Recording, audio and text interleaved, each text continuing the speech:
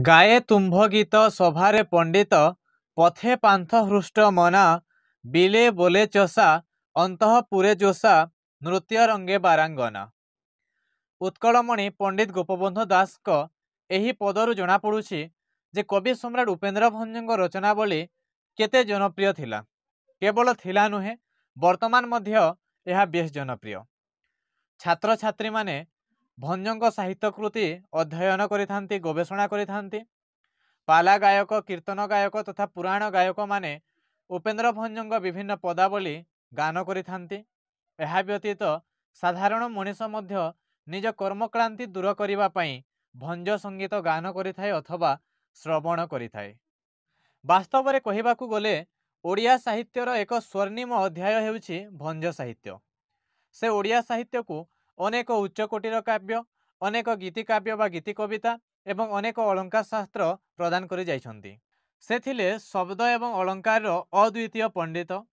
एणु यथार्थरे कहा जाइछि उपमा भंज वीरस्य तस्यापि चार्थ गौरवम कल्लोले पदलालित्यम शांति चिंता मणित्रयम।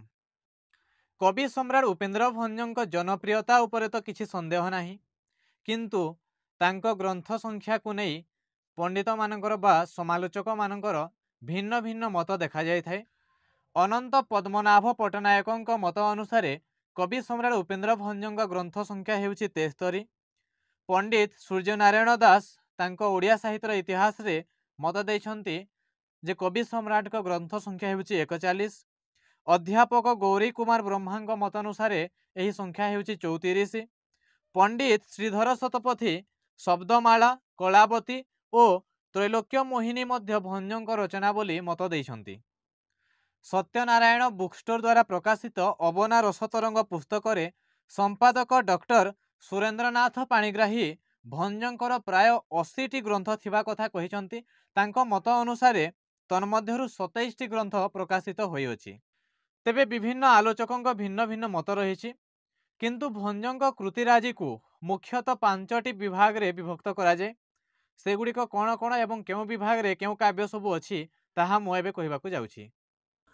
पौराणिक काव्य अबना रसतरंग, सुभद्रा परिणय, राम लीलामृत, ब्रजलीला, कुंज विहार, कला कौतुक, रासलीला, वैदेहिश विलास।